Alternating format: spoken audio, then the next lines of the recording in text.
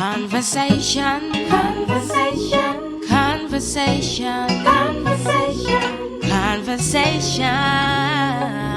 Life's journey. Hey, conversation, conversation, conversation, conversation, conversation. Let's talk about it. Hello, it's Conversations with Moji, and today we're going to be discussing parenting, and practically parenting, all about how it is, growing up for us, and how, the different styles of discipline we had in those days and how it is now. So with me, I have a father and a daughter. It's Muyiwa and Eniola, and our lovely Dominique. I mean, she looks really good. I love You. the skin. Yeah, Thank so you. welcome to the program, Dominic. Your daddy has been on the program for, about twice or thrice. So we are very happy to have him once again. That's So good. we're going to be talking, parenting, the difference between how we were or how we grew up and now. And again, for those of us that live, in diaspora, there's a difference. There's some things that are expected of us. And one of the things I want to first address is, people say, I'm a button, this one just came from America, so he doesn't know how to, because he cannot do anything. Practically, I mean, they're not good.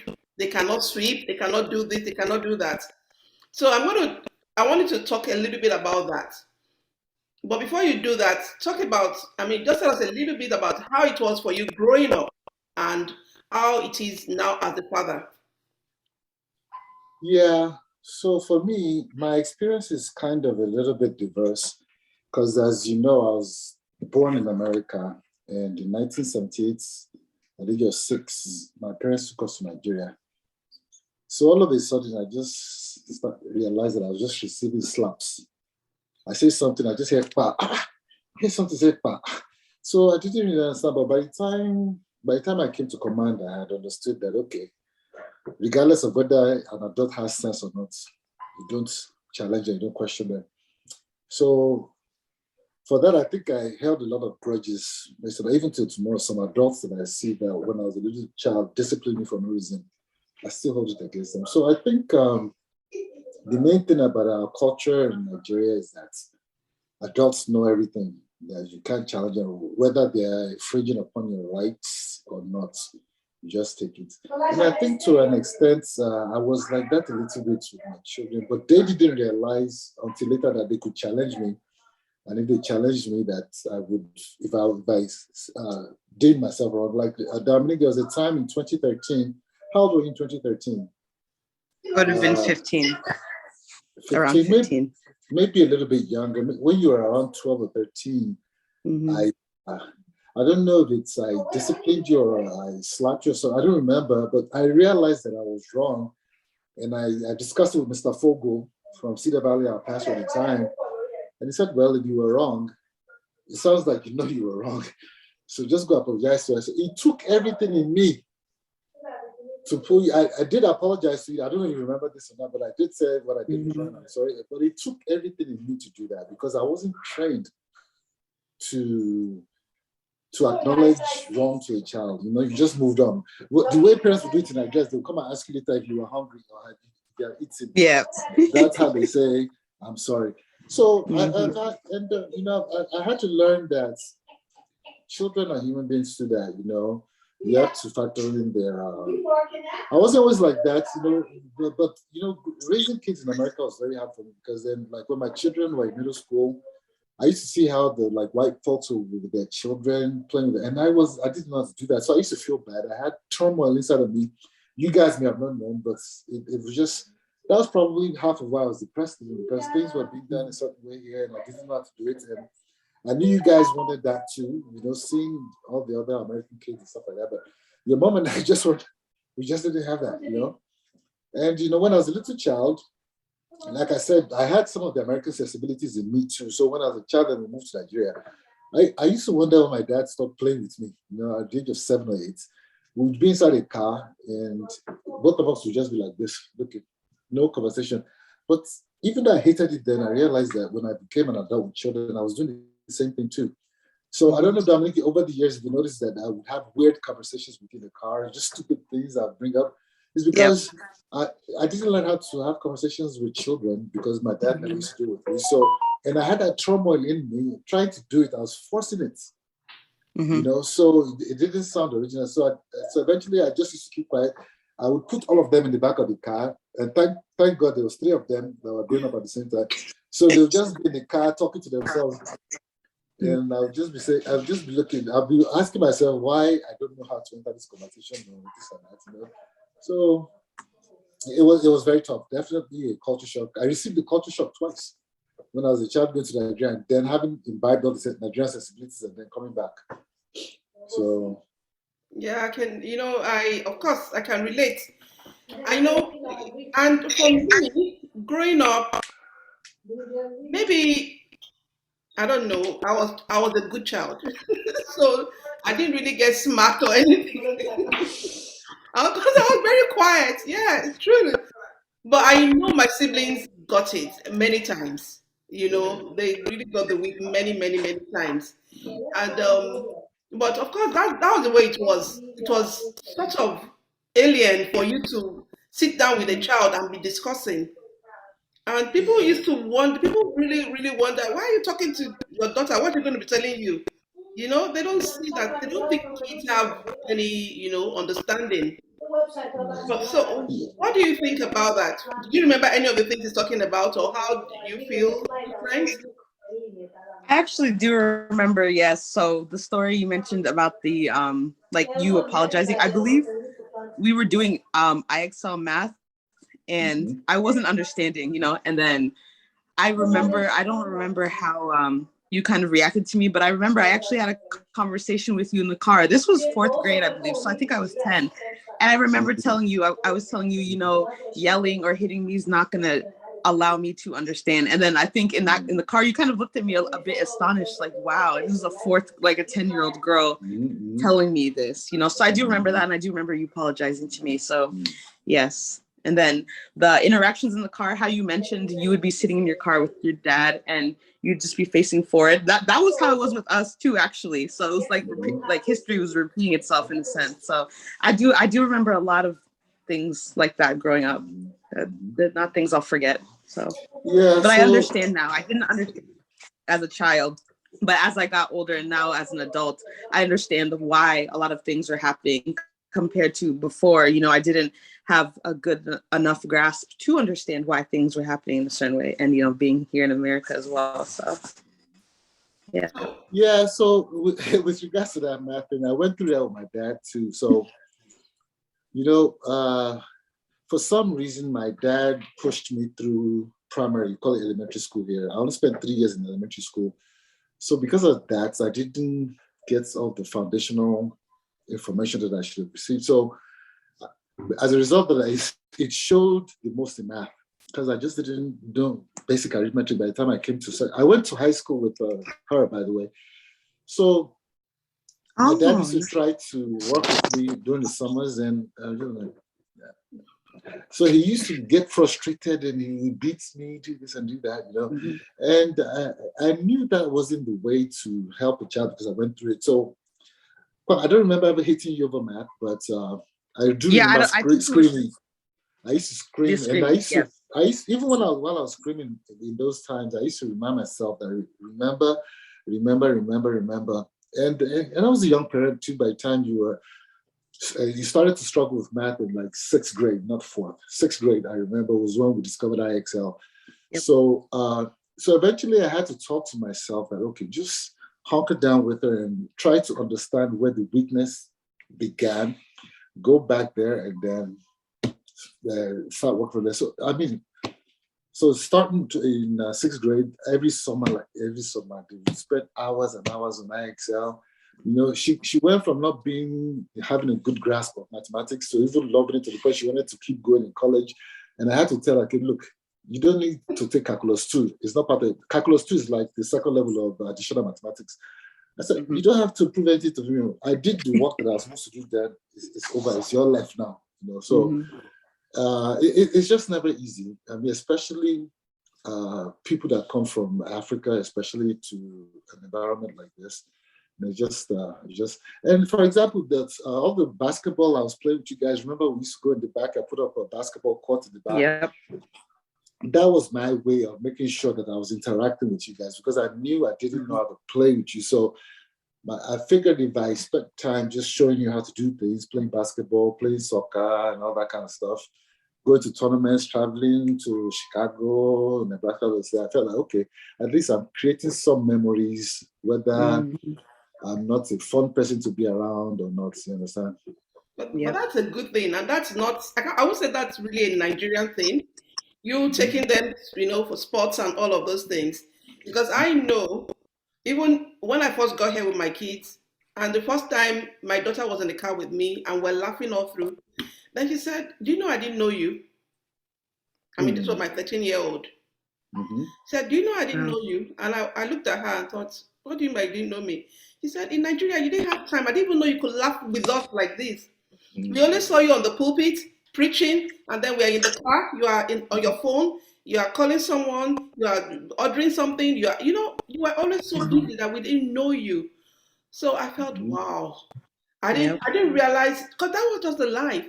Our parents had different living rooms. They had different, the interaction wasn't so much. But I understand. But see, in a way, Nigeria is a hard environment to be for adults. I can kind of understand why parents wouldn't have time to interact with their children, because they are too busy figuring where to pay school fees, how to pay their school fees, how to buy houses. It's just a very tough environment. In the US, taxes come out of your money before you see it. So taxes for good roads, taxes for good schools, if you're in a good school district, comes out before you even see it. So I don't even remember ever thinking, although my children went to private school, up to, you guys left Cedar Valley at 2014 before we decided to allow them to go to public schools. So so those stresses we don't typically have here. So I understand it, but at the same time, I think a lot of people come out of that Nigeria. It's changing now, but during our generation, a lot of people came out of their parents' homes destroyed, especially males. Like I never saw my parents, maybe a few times, playing with each other, having conversations, or playing with kids. Although my mother tried to continue those American things when we were in Nigeria, but she had some kind of an issue with her gallbladder for all those years. So she was always in pain. So she never really could deal with us. But in a way, I understand. So have you ever been around your friends, that are not Nigerians or Africans, and you saw the way they were with their parents and wondered, oh, how come we don't have this? Has it ever happened to you? For me, I would say, yeah, it was a bit culturally different, but at the same time, the way I was raised too, I didn't quite question it, because I knew I was different, especially from a white person, for example. So I'm Black, I'm African, so our culture is not going to be the way their culture is. So I did see it, but I wasn't one to really question it or feel jealous of it, if that makes sense. That's very good. But all this while, I was punishing myself with feeling like they're probably wondering why. I like the fact, I'm proud of you for saying that you're African, because that was one thing your mom and I really, really wanted to make sure. Because you have to understand that in this America, and I have nothing against African Americans, but you have to have a foundation, a roots, something that describes your essence. And your mom and I wanted to make sure that you guys had that, So I'm happy to hear. Vanessa the other day when we were having a meeting said she tells people she's Nigerian. So that made me really, really happy, because I know that when I first came to this country, I used to hide the fact that I was African. I wanted to be African American, but with age, I realized that that's not who I am. I am a Nigerian man. And once I let go of that, I became happier. You embrace yourself, yes. I embrace myself. That's good. More sense in your life. Yeah. All right. So Dominic, so tell me, is there anything that your parents, you got from your parents, and you know that you're going to pass it on to your own kids? Yes. I think So I mentioned earlier the way I was raised. My parents were a bit strict, but I think at the time, feeling I felt very sheltered, and like sometimes I wasn't allowed to do sleepovers, but there's also other reasons for that, safety reasons. Um, just the way I was raised, I would say as I grew up, I went through middle school, I went through high school, college. I got to college and I didn't kind of allow that peer pressure to make me do all these things, that would ruin my life essentially. So I stayed very grounded. So I would say my parents really instilled that groundedness in me. So I really do appreciate that. That's probably like the biggest thing for me, and then my Christian values as well. I still practice those as well as I can. So those two are the biggest factors in my life. And I really appreciate that, Dad and Mom. So Yeah, I thank think you. I can't take any credit really because your mom really, really hunkered down and made sure Mhm. things were okay with you guys at all times. Yeah, but you definitely, you had your beliefs and you always stressed that to us. You always told us to pray, always have faith, even when we were younger. So I can give you credit as well. I'm not going to take that away from you. It was both of you. Yeah. It was a Thank you. co-effort. So, yeah. I know one thing about African parents is that child must go to school. Was there Hmm. any, was there anything like that? Oh yes, they were very. We had to be at school. Don't be late to school and do not skip out on school. Wow. Definitely. So even Yep. when you're on your Education is own very in important. college, you remember Mhm. that.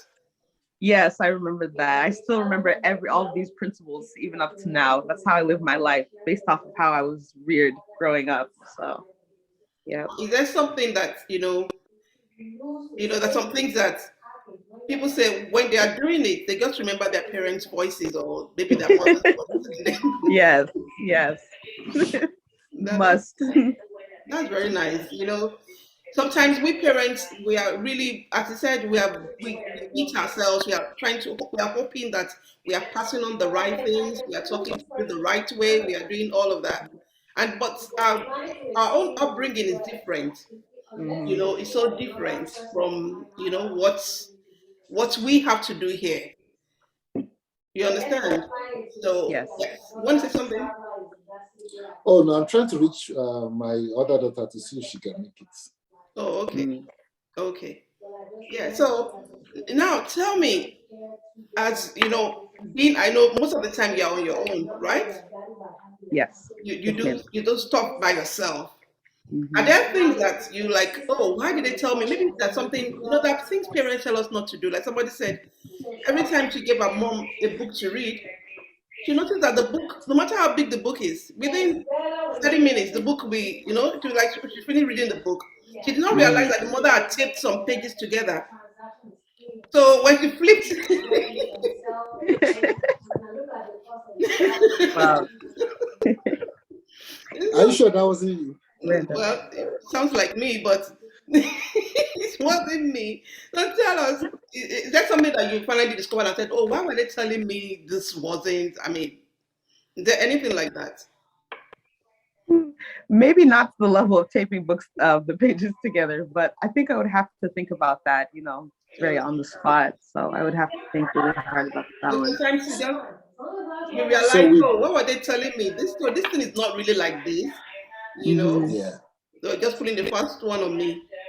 right. I think so. Like for us, we've discovered a tool on the internet called IXL, which allows you to assign work to the children, and then you can monitor them through that online portal. So we didn't have to really pull any tricks. We could just say, go do this, and then I would see progress. But later on, my fifth-born, Emma, she figured out a way to hack that website, whereby it gives her grades or passes her or something. So, but rather than get mad, I just said, no, if you know how to hack, so then maybe we need to figure out a career in computer for you, Yeah, Yeah. as Yeah. opposed to just getting all bent out of shape about it. So, Hmm. but that's a very if good one. yeah, but if it Hmm. had been her, by virtue of me being a younger parent and with less experience, I'd have probably been very upset. Yeah. Right. So But that's just, and also by virtue of us being in the state we were in, which is very white, they didn't really have too many people that they had anything in common with. So they were isolated a bit. That was by design a bit to keep them, because when we were in Washington, D.C., you know how buses drop children off after school. So this was at the old Monkey House in Laura. So I'm standing at the bus stop waiting for them. This was 2005. You, Victoria, Vanessa, you people just ran past me at the bus stop with your friends. I was there. They didn't greet me. They just, I started looking. One of them had holes in her jeans, and I'm looking at myself. I said, no, these children can't grow up here. I'm standing in front of this bus by the door, and they just came down. Wow. I said, no. We have to get out of here. I got so good. Within a couple of months, I got a job in Iowa. In fact, when I got the call from Iowa, I said, where's Iowa? And somebody said, if you drive 3 hours west of Chicago, you'll be in Iowa. So that's how we landed there. And it worked out pretty good. But I think for the younger ones, I think Iowa has served its purpose as far as children, raising children for me. I think one regret that I have is that you people didn't grow up around other Nigerian children, because I'm here in Atlanta now, and I'm looking at children of Africans, that the way they carry themselves, especially the boys, they have that Nigerian swagger. You know that swagger that we have, Muji? They have it. And, so I'm hoping that, the younger ones can, come experience that a bit, just keep things well balanced. Well, maybe experience it sometimes, but not that. I mean, you may not want them to really grow up. There's pros and cons everywhere, because Definitely.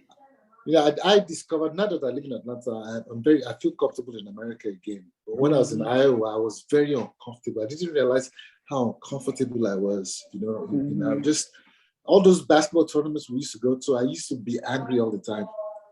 I used to feel nervous. I used to get panic attacks, and I just realized now that, okay, I just felt like fish out of water. So I wonder what the children must be feeling. Well, I feel you. I agree with you, because I was different in Illinois.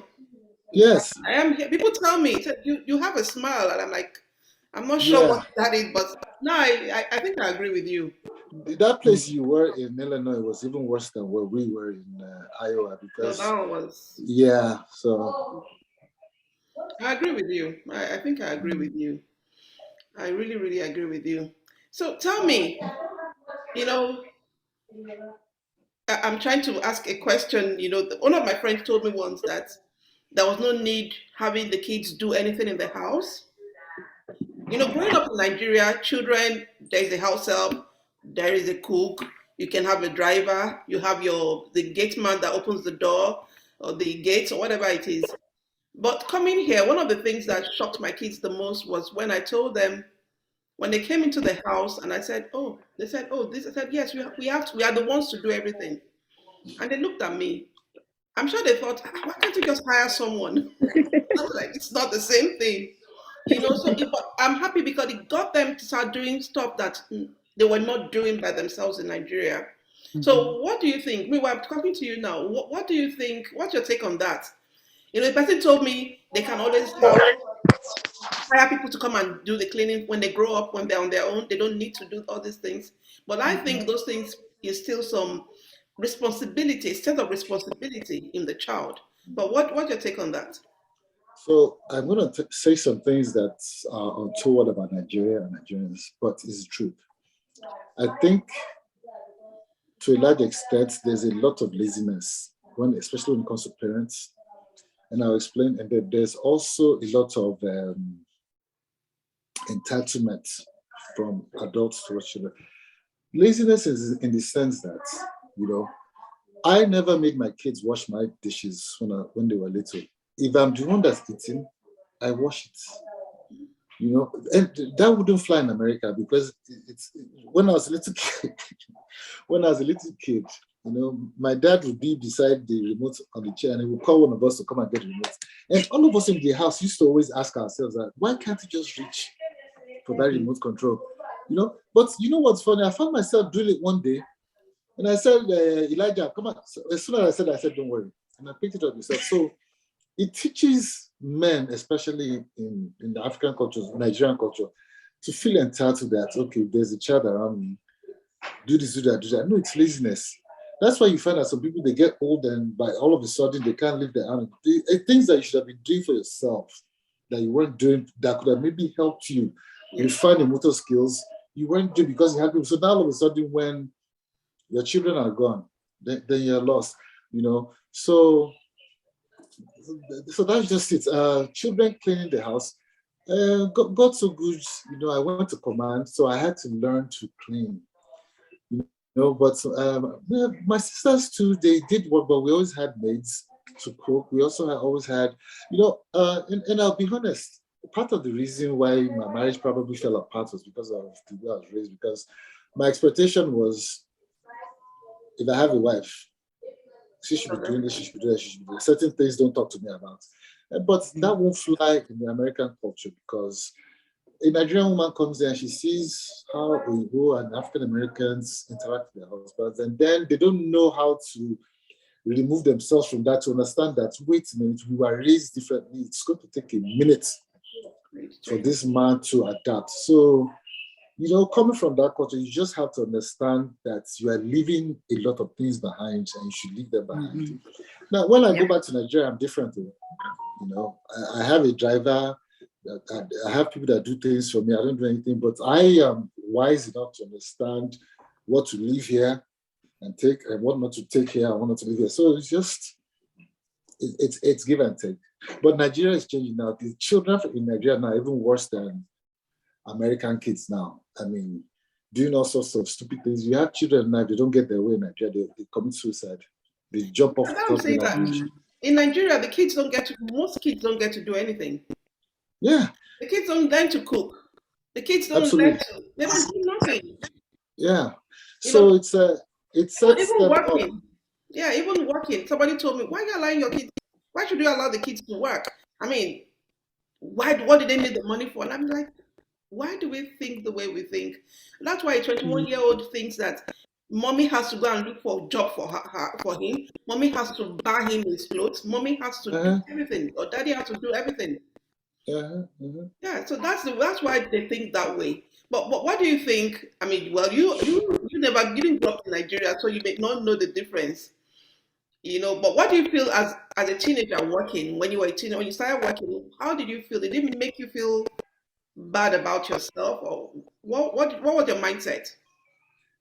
My mindset was I was getting to an age where I did feel that I needed money and I needed to sow, whether for leisure things or to start saving, for whatever thing. So I actually was quite happy to start working. And I think I wasn't able to work until 16, 17, I believe. So it was definitely. No.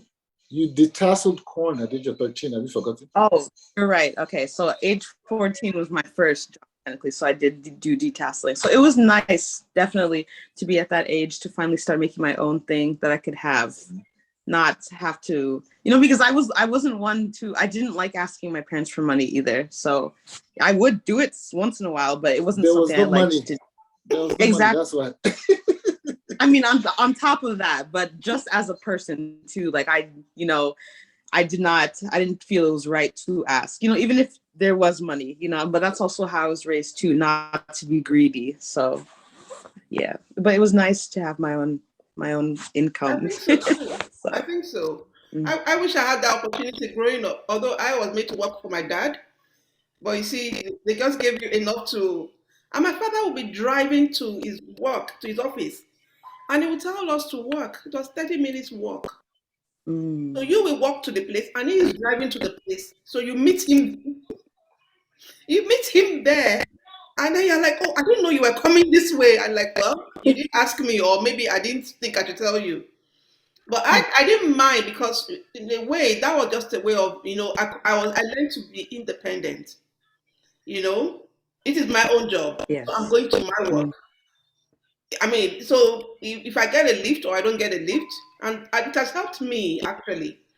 It really, really has helped me, even as an individual. I'd rather just do it than be waiting on somebody else to. And it's good to have your own money. Everybody. It is. My little child, my 13-year-old is asking for the time to start working so she can have her own money. Yeah. And I think it's a good thing when you have the kids, work. It doesn't mean that the parent can't afford it or something. But meanwhile, for Mhm. me, one of the things someone told me was, okay, so we're going to be rounding up in the next 4 minutes. What somebody told me was that when the kids start having their own money, then their attitude will change at home. So that's why she doesn't want them to work. What do Wow. you think? No, that's the wrong attitude for the parent to have.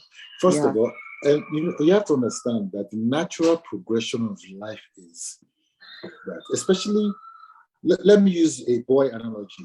By the time your son starts turning 15, 16, 17, he and the father will start butting heads. It's not a bad thing, it's a good thing because God is preparing him to leave the house. Eh? So that's why in America you see that by the age of 18, kids go off to college. That is the age that the American society expects that the child is getting ready to spread their wings and fly. All of my first 4 children, by the time they went away to college, they didn't come back home. She lives on her own. So does Victoria. So does Vanessa. So yes, allow their attitude to change. But the things that you say in response to that change in attitude, they will still, if you have instilled some values in them, if they may pretend they're not hearing you, or they They may be are. angry that you're saying it, but they hate. So it's selfish of parents to want to not allow the children to spread their wings. And this is Mm. why we are having the issue we're having in Nigeria now. Because parents don't allow their sons to really understand what's going on. You understand? This is how you treat a man. This is how you treat a woman. This is how you deal with emotions. This is how you handle money at this age. You understand? So, I know when you started working, your mom used to force you to save a portion of your income. Mhm. It's, Yep. it's part of it. There was a day, for example, when you were learning, when I was teaching you how to drive, I used to scream a lot because I so hated it. she wanted to run a red light in Marian Ira, and I've changed the I subject a did. little bit. So I just screamed because I was afraid. She thought I was angry. Yeah. So she just looked at me. She just said, "You don't have to yell." And I said, "Okay." So I just said to myself that, okay, if you kill the both of us, just make sure you kill the both of us, not just me. Yeah, Yeah. so, but when she said you don't have to yell, what I said to myself was, okay, she's a human being. She's allowed to express her frustration too, just like you did. That was something that I missed as a child. I think for I just have most parents, Mhm. most uh-huh. parents feel themselves in their kids. I think that's what, yeah. They live vicariously to their children, the things that they miss, and that Mhm. is wrong. Because they are a different human being, they have their own life, they have their own Yep. soul. So no, I don't believe in curtailing a child. In fact, I just say things if you like. I mean, when they wanted to start liking boys, I just used to say, well, this is what can happen. You remember there was a time I took you in front of a police station in Cedar Rapids. There was a 15-year-old with a child pushing a car in the cold. And Yes, I remember. I said, if you like, if this is what you want for yourself, it's fine. Yeah, But Mhm. just know that that will be it, you and whatever. yeah, Yeah. So yeah, I detest not allowing children to spread their wings. great. Yeah, so on the final note, what would you like to say maybe to your parents or, to younger or to any young person watching this? Mhm. A final, So I agree with what you said, Dad, about allowing children to spread your wings. You can have rules, you can have regulations, but I think kind of forcing children not to do things, or on the other hand, kind of restricting, sometimes it does more harm than good. In my Mhm. case, when having that kind of lifestyle, I didn't get older, I didn't go out to college, just get into this real life and go crazy, and do things and just ruin my life. I stayed pretty good, but then for other people, it might have been, it's definitely a different case for some people. So, it's different personality types and such. But yeah, I would just say, do the best that you can. And I guess recognize too that, like, as children, we won't understand anything until we get older. There's a certain level of cognitive ability that we have to understand certain things as children versus adults. Just do the best you can. And as children, we're also doing the best we can. So that's all you can really do. good. So I was saying how I believe it's good to allow children, self-expression. You can still have rules, regulations, because you're only trying to help rear the child, but kind of restricting the child from doing something or not doing things could do more harm than good. But on the opposing end, I do recognize that parents do their best to teach us, which we may not, see as children, because, children can be defiant if they don't like something. But then also, as we get older, we realize, oh, this was actually to help us out, especially as we get older and get into the real world. And we as children are trying our best as well. So that's what I have to say. That's nice. Mm-hmm. Thank you. And thank you for that, because yes, thank you very much. yeah, we always wonder if you guys hear us. I've always said Yes, that we do. teenagers were aliens. I was sure they were hearing me, but I see now. So I'll hold on to that. So, Thank you. Daddy, what do you want to tell us on the final note? Unmute yourself. Yeah, all I have to say is that it's never easy raising a family, because you are responsible for other lives. It's never an easy thing. It's a scary proposition. I remember when you came out of your mom, Dominique. First thing I did was I pulled to the side. I just went to the side of the bed. I said, wow, I'm responsible for a child now, another human being. I was scared for like a minute before then I got back to my excitement. But it's a fulfilling experience. Your mom and I were blessed with very good children. God's really, because there were so many of you. I mean, you guys really made it easy for us. So I'm thankful to God for that, because it could have really, really gone south.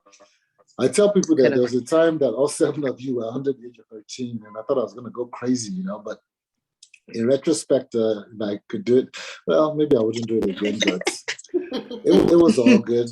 I see the light at the end of the tunnel, to the glory of God. So parents, Amen. just know that your children are human beings with their own lives to live. They don't belong to you. They belong to God.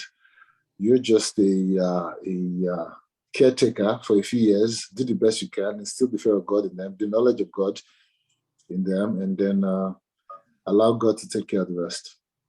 So, what would you say is the most exciting thing for you as a father? Well, one of the happiest days of my life, there are many, was, Dominique wasn't, I have a child that's very good at basketball. That's the one I was trying to get to join us. And so, in a way, I was expecting the other children to be like her. And the way I dealt with that was I used to take you guys out back all the time, and we would work with drills and all that. But you remember that game at Lone Tree where you scored the winning basket, where you did that power dribble?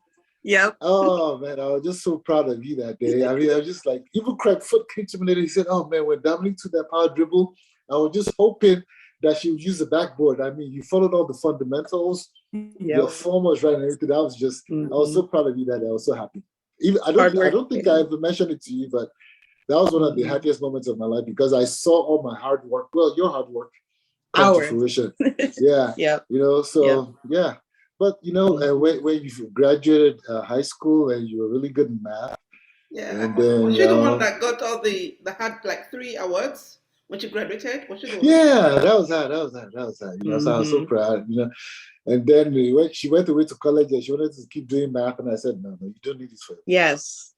I actually have a comment about that. So in regards to basketball and math, kind of what I mentioned earlier about not, as a child, you don't really not really respect. You don't really see what your parents are trying to do for you. You just see it as an attack every time, But then as I got older, I was good at math, and I was really happy because I actually enjoy math. I haven't done math in a while, but I really enjoy it now compared to before. And same with basketball. I still love the sport, and I was very upset about playing basketball as a young child, but I grew to love it. So I do appreciate it. You were hard on me sometimes, but it was needed. It was needed a lot of those times. So I have an appreciation for it now.